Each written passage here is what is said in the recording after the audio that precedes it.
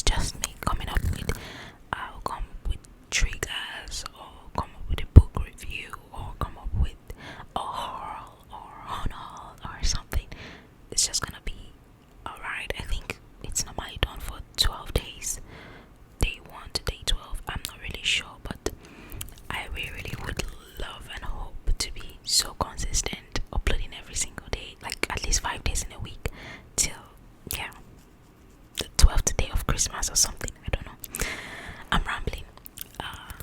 This started like a very long time ago when I had my other channel. I used to do like Vlogmas Day 1, Vlogmas Day 2, so ASMR Mars.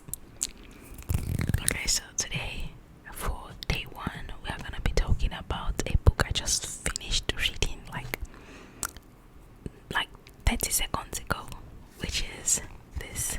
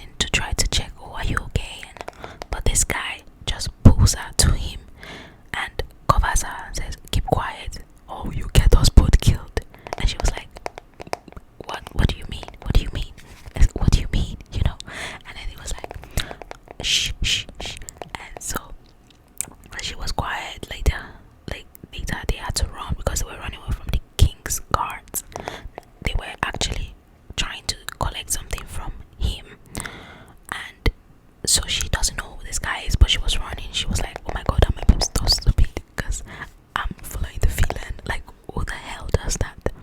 So while they were running away, he saved her life, kind of, and she saved this because she saved his life. He saved her life while they were running and all that. And then so she's like, why are they after you? And he says, oh, because they want to take this frog. Actually, there was this frog, like a cute frog. He wears a crown, so the frog's name is Kingsley. It's actually a king. So she was like, they want to collect this from me because it's an enchanted creature. So while she was talking to this guy, apparently this guy is the villain, but she did not know this. Okay, so she was like, oh my god, I can't even keep a job, I'm looking for a job, and blah, blah, blah. She was rambling, and then he said, okay, he was listening to her, so he found a way to take her to his manor palace. I don't know, of course, the name also. So when he gets to this palace, he was like, okay, fine, you are hired. And she's like, hired? I don't understand. And then she said something to him that, why do you look so pretty? You are not supposed to be a villain and look this pretty. It was hilarious, actually. So that's how she gets the job. Now, as his assistant, he's trying to do something which would be, I don't want to spoil the book, but he's trying to do something that would actually,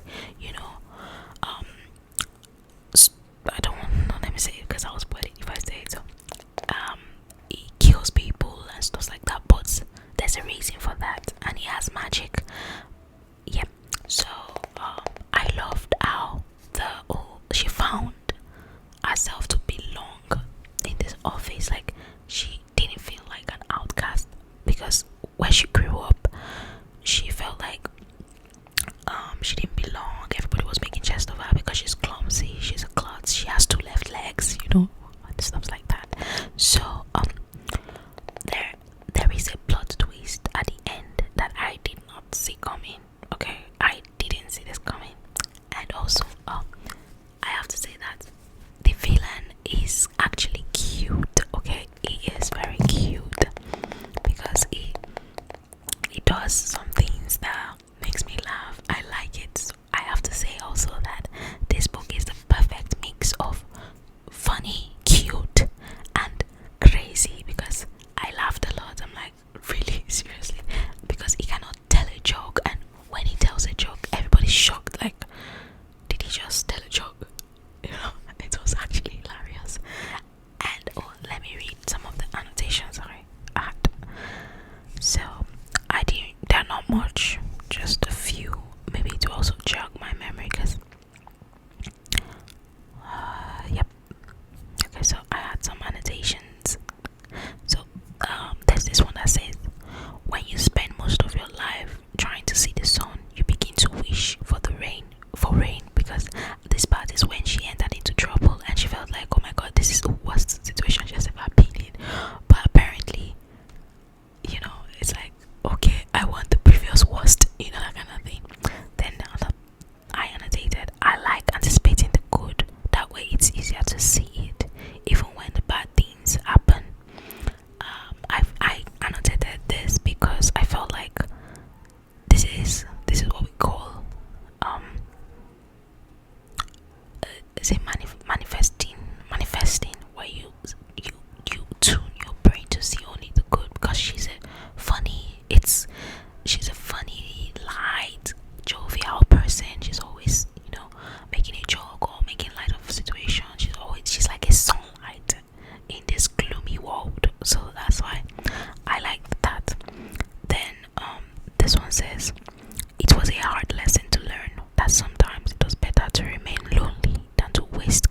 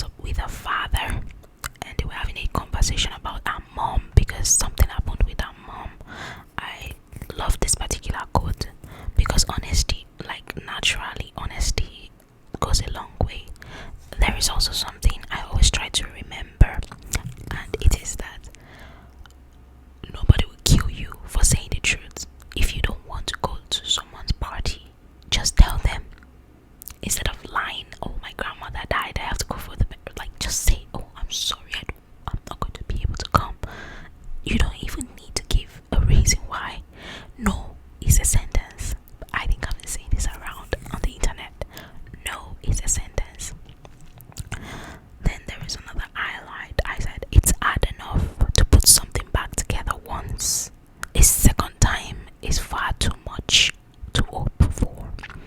This, she was referring to the vase that she and her sister put together. Like one day she was walking and she hit the vase and the vase broke.